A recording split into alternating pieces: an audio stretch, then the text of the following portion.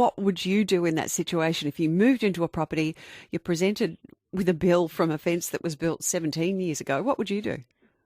I'd probably laugh out loud. I think it's quite a ridiculous proposition. Things are a bit different in WA than they are in Victoria, but certainly if the fence was that old, I would expect that it came with the property and that I wouldn't pay for it.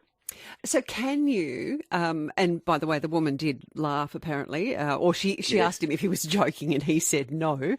Awkward. So can you give your neighbour a 17-year-old invoice for a boundary fence? You can't in Victoria. In Victoria, you can ask your neighbour to contribute, but you need to issue a notice, like serve them with a notice, a formal notice, a fencing notice in relation to that work before you start it. And if you don't serve that notice, so the neighbour doesn't know, then you're not entitled to claim contribution. So do you mean you need to run it past them before you commit to engaging a particular trade to come and do it? Exactly. So you need to do it by agreement, and if you can't get agreement, then you need to serve this notice and then go off to court and get a court order. You can't just do the work unilaterally on your own and then just present the neighbour with a bill unless the neighbour agrees to that. And what happens, Alex, in the situation, and this does happen if some people don't get along with their neighbours and don't want to speak to them, what happens then?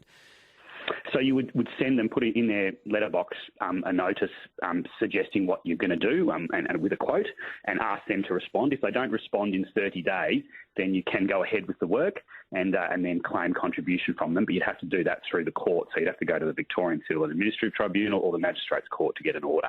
Gosh, that all sounds very serious and sounds as though it may have a price tag attached to it.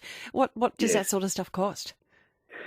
Look, you can do it in VCAT, the Victorian Civil and Administrative Tribunal yourself, so that would be free. It takes some time. You need to fill out a couple of forms and turn up on the day, and then they'll give you an order. If your neighbour disputes it, obviously they get to turn up in the day, so it can be done for free. If you go to the Magistrates Court, you're probably looking at $3,000 or $4,000 to do it. So how often does that happen? How often do people take it to court? So it's relatively rare. People do have fencing disputes, but normally they sort them out amongst themselves, and we've acted in a few. Where it can become tricky is where you're dealing with very large boundary fences, so farming properties, very large industrial estates, that sort of stuff. It's less common in neighbourhood disputes because you're normally dealing with a relatively small fence and a relatively small amount of money, so most neighbours do work it out. But in the larger properties, it can end up with a very big bill. And are you allowed to make changes to the fence once it's installed? Have you ever seen cases where someone's complained about what someone else has done to an existing fence? Yes, so you are allowed to make changes. The rule is that you're responsible for 50% of the cost of a fence, which is sufficient for both neighbours' requirements. So, if one neighbour had horses or dogs or something and the other neighbour didn't, or they wanted a higher fence or a lower fence, it really would be up to you to negotiate with them as to what the requirements are and who pays what. Sometimes you might just pay more if you want the higher fence, and you'd hope common sense would prevail.